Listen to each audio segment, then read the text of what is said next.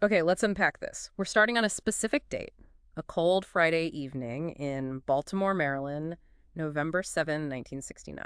Right. And it's the night Sister Cathy Cesnik, who was this uh, really beloved nun and teacher, vanished. Just gone. Yeah. And then 2 months later, her body was found, her death. Well, still a mystery, decades later. But the sources we're looking at today, they suggest there's much more to it than just an unsolved murder. Yeah, they point to some really disturbing allegations, things like abuse, institutional silence, maybe even a cover-up. It's a long, tough story. And looking at cases like this through the source material itself is so important, you know. It helps us see beyond just the crime. How so? Well, you get insight into the dynamics within the institution, the problems with the investigation maybe, and the ripple effects it had on everyone involved for years. It shows why chasing justice, even so much later, really matters. Exactly. Absolutely. So today we're taking that deep dive into the sources about this really haunting story. We want to help you understand what the key facts are here. We'll look at who Sister Cathy was, the timeline of her disappearance, those serious allegations that came out later. And the different theories that are still floating around about what actually happened to her. So let's start with Sister Cathy herself. Who was she?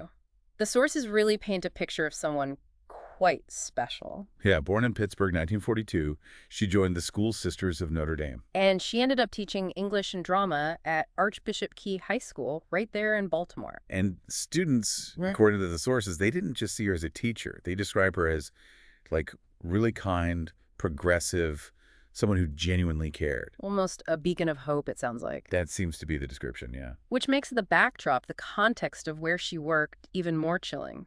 Because the sources immediately bring up this stark contrast. Right. Behind the scenes at Keough High, there were these dark undercurrents, allegations of abuse that wouldn't really surface for many, many years. So you have this figure known for compassion in a place later described with these awful allegations. It really highlights the tragedy, doesn't it? It does. Okay, so that takes us to the night itself, November 7th, 1969.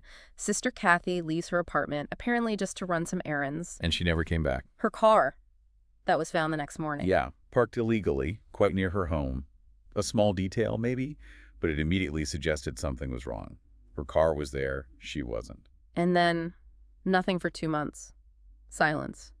Until January 3rd, 1970. That's when her body was discovered, in a pretty remote, snow-covered spot in Lansdowne, Maryland. And the cause of death listed in the sources. Blunt force trauma to the head, a violent end. That 2-month gap is significant, isn't it, between vanishing and being found? Definitely. Yeah. That plus the manner of death. Those are key initial facts that just raise a ton of questions right from the start. Now, the investigation that followed, the sources describe it as, well, difficult. Yeah, fraught with inconsistencies is a phrase that comes up.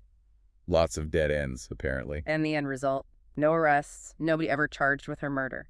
And when you have an investigation that just fizzles out like that with no clear answers. It leaves space for other ideas to grow, right? Rumors start. Exactly. Especially in a community trying to make sense of such a shocking event. And this is where, according to the sources, the story gets even darker. Years later, this rumor starts to gain traction. The idea that Sister Cathy knew something. Yes.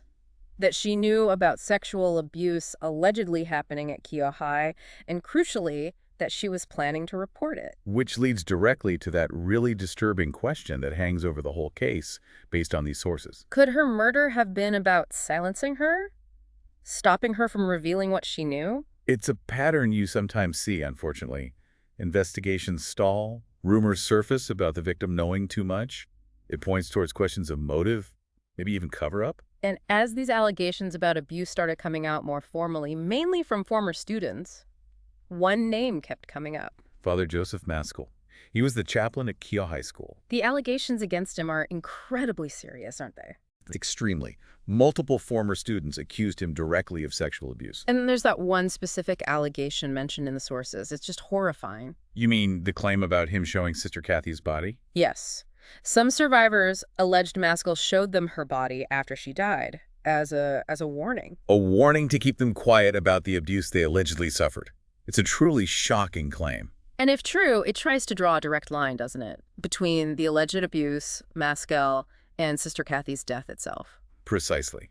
It suggests her murder wasn't random, but connected to keeping the abuse secret. And it's important to state, as the sources do, that Maskell was never charged. Not for the abuse allegations mentioned here, not for her murder, and he died back in 2001. Correct. Those are the documented facts. So these very grave allegations against Maskell, combined with the way the initial investigation went, it all feeds into this major theory you find in the sources. The cover-up theory. Exactly. The belief held by many, according to these accounts, that people in positions of power maybe helped conceal the truth. Potentially involving the Archdiocese of Baltimore, maybe even some local authorities. That's the theory described. And there's a significant piece of evidence, or at least supporting information, cited from that 2023 Maryland Attorney General's report. Ah, yes, the report on abuse within the Archdiocese, that was major. It named over 150 clergy members accused of abuse.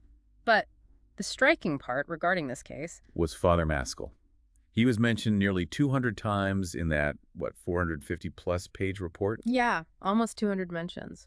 When you see that scale, the number of accused clergy, the sheer frequency of Maskell's name appearing in that official report, it definitely lends weight to the idea of systemic problems. Yeah. Institutional failure. It certainly provides context for why those cover-up theories took hold and persist. Absolutely. For a long time, though, this case wasn't really in the mainstream spotlight. It was kept alive by, dedicated survivors, some amateur investigators. People who just wouldn't let it go. But then something shifted, brought it to a much wider audience. The sources point to 2017 and the Netflix series The Keepers.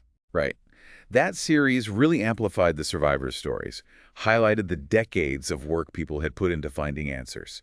It put the case firmly back in the public consciousness. And it had a real impact, didn't it, according to the sources? Oh, definitely. It sparked outrage, renewed calls for accountability. It reportedly led to new investigative efforts and even helped push for legislative changes in Maryland. It really shows the power media and public attention can have on these cold cases, doesn't it? Bringing survivor stories forward like that. It's a powerful example, yes. How outside pressure can force a new look at things, even decades down the line. So despite all this renewed focus, the investigations, the series, the bottom line, according to the sources, is that Sister Cathy's murder is still officially unsolved. That's correct, which means several theories about who was responsible are still being considered. The sources tend to lay out a few main possibilities, right? Generally, yeah. They range from Maskell acting alone to silence her. Or maybe others within the church structure were involved. That's another theory. Or even a wider conspiracy, to protect the institution's reputation overall. And given everything we've discussed from the sources, the problems, the first investigation, the disturbing allegations, the AG report findings, it becomes clearer why there isn't just one simple theory and why the case remains open.